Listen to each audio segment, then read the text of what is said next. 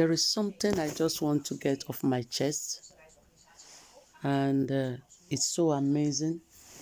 I've been trying all this while to just uh, think about it, and the more I see the whole thing, it does not make sense really. See what is happening to the black child all over the world, from Africa, Asia to America.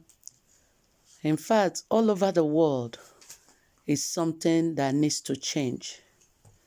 You see, because when you look at it, you truly come to really look at it from every angle. It does not make sense. Even this morning, as a mother, as a sister, as auntie of someone, you see, like what happened last week to this Floyd that was killed by the police because they were arresting him. We all know that's not the first time a policeman has killed a black man. Just some weeks ago, two white men shot a boy that was just jogging. See, brothers and sisters, we can just sit and talk and complain and cry about this and riot. But what I find so disturbing in all this is that if we see the individuals, the youth crying out for what is happening, because they are also afraid. Who knows who it will happen to next? But the thing that really surprises me more is the silence of the African leader is so painful, because it's so deafening not to hear anything coming out of Africa. It doesn't matter if these people, they are citizens of America. They don't even fully accept them. They still call them African America, Africa first. That's what they are being referred to. The color says they're Africans. And it's so annoying, it's so disheartening to know that the so-called Africa, look at the map of Africa, we are bigger than Europe. We are bigger than most of the continent. And still, we don't have a voice. We don't have anybody crying out. We don't have any leader who can speak even one word to the American leaders to let them know this enough is enough, it has to stop. Africans have suffered in the hand of white people. Africa has suffered slavery for years. Africans have suffered economic hardship for years. Africans have suffered injustice of all kinds. How long will we allow this to continue? But this is what I have to say. Look at the African leaders themselves. They are ashamed because they do the same thing to the people they are ruling. They do the same thing to the Africans. They have taken up the mindset of the colonial masters. And instead of lifting their people up from poverty, lifting their people up from the economic disadvantage, from the humiliation they have suffered in the hand of other race, rather, the so-called African leaders are continuing in the same pattern of their colonial masters. And that's why they cannot represent the Africans anywhere, because they are worse than the so-called colonial masters. But this is what I'm asking them. Look at last time. In China also, China, I say China. The Chinese people also rose against Africans, killing and humiliating Africans. And what did we hear anything from any African leader? Not even the OAU have anything to say to protect or to protest against any of those treatments that was done against Africans. Now, my question is, when is all this going to stop? When are we ever going to hear from any of the so-called African leaders, from the so-called OAU or whatever they call it, the Organization of African Unity? When are we going to hear a joint communique coming from them saying the treatment of African in any part of the world Every wrong treatment, every discrimination has to stop. When are we going to be represented as Africans?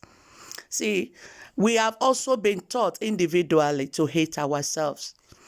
You go to different places, working place, even home and in diasporas. Africans don't know how to cherish each other.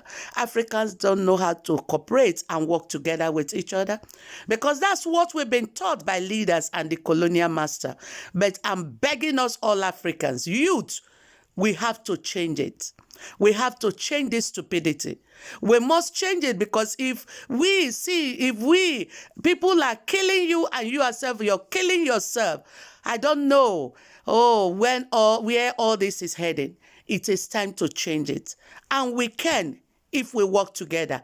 We can, if we start holding our African leaders responsible, letting them know the Black Lives Matters, not only in Africa, not only in America, but not only in Europe, but everywhere in the world, that the life of the African matters. See, we African, we are the most forgiving of all race. All the injustice that was done against us, we still laugh with people. We try to push everything aside and move on. Okay, I don't even understand racism. I don't know, maybe you do. If somebody will say, I'm black, and because of my color, which I didn't report to them that I'm not okay with my color. I have never cried out for them to come that I have a problem with my color. But somebody somewhere says they have problem with my color, and they call it that they are more superior than me. If that's were the case, if that's the only problem they have, why they stop another person? Because you think you don't like their color. If you are satisfied with your color as a white person, why do you need to disturb the black person because you think their color is not good enough? I just think both the white and the black have to come to a place of self-examination, because actually, this is how I see it. It's not just hatred for color. It is fear. It is fear. And we have to confront our fears. The white people have to confront their fears. The black is not your enemy. You really have to go to the root and self-examine yourself and ask yourself, why am I afraid of the black person? If you know you have done something bad to the black person or to the black race, it's not true trying to extubate what you have already done, to make it worse, adding fuel to already burning fire. It is time you self-examine. In Christianity, it's called repentance. And I know some of you don't believe in God, but it's a time you self-examine and know when to say enough is enough. Hatred has not gotten you what you want. Why do we still think in this time and age we will continue racism and we are going to succeed by it? No race is going to succeed by hating another. And no race is going to succeed by humiliating another. And that's why I'm begging, using this opportunity, really my heart. I can't even express how much I really feel inside. It's not that I'm not it's not that I am, I don't know.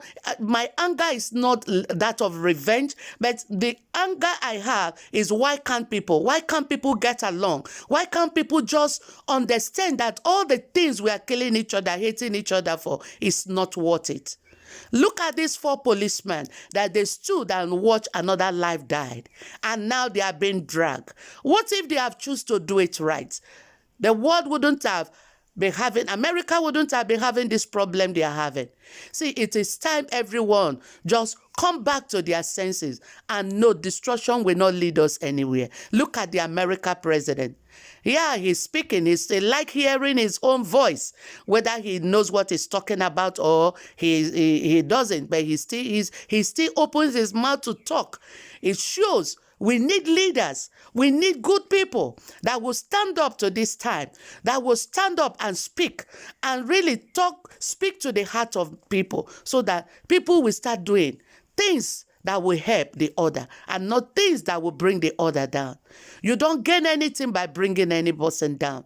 Rather, you gain by lifting people up. Africans, it's time we wake up. With this time, we hold our leaders responsible. Most of the things happening to Africans, when they go to China, they are being humiliated. When they live in America, they are being seen as nobody. It's because nobody is speaking out. Anybody thinks they can just do anything and get away with it. The American government is not there to protect or to speak out for the black people. Who is really speaking out for us? African leaders. Oh, you are a disappointment to the black race. If you are watching this, or if anyone will let you see this, I pray you will know leadership is not corruption.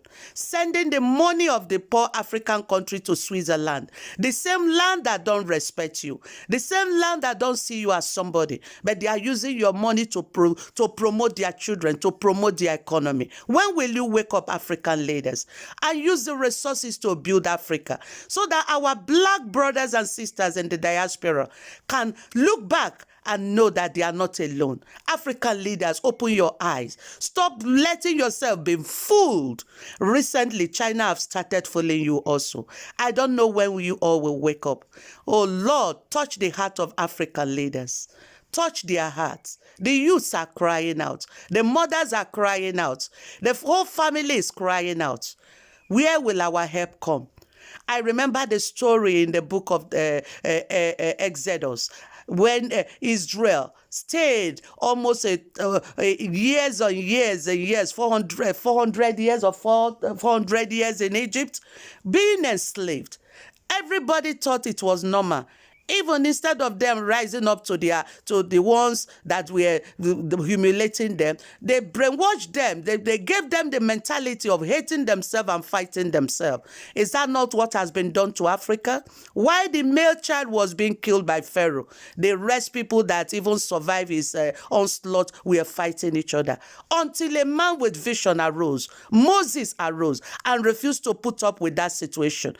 And when he refused to put up, we saw there was a change. There was a movement, and Egypt was never the same. Israelites became a nation. It's time for Africa to stop putting up with everything in the name of whatever. We have to say enough is enough. In our various places, enough is enough. It's time we, no matter your position, we arise and hold the African leaders responsible. Let's stop voting in people who don't have vision for their race, who don't have vision for humanity. Let's stop voting them. Let's start putting people who know what being black is, who know what they know what the African is facing all over the world. Those are the people that should represent us, not the people that goes to sell the other Africans.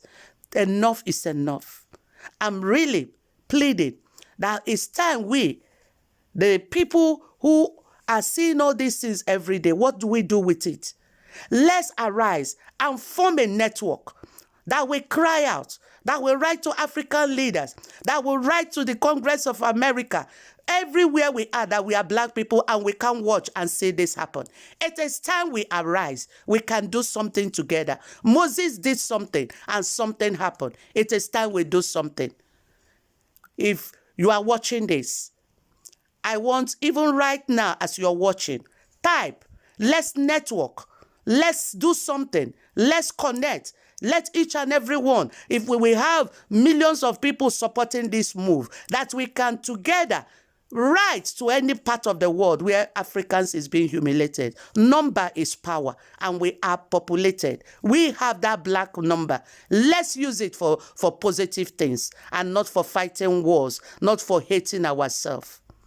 May God help Africa to arise to its rightful place in the nation and in the place God has put it. A great continent. Let's not let Africa down again. Thank you.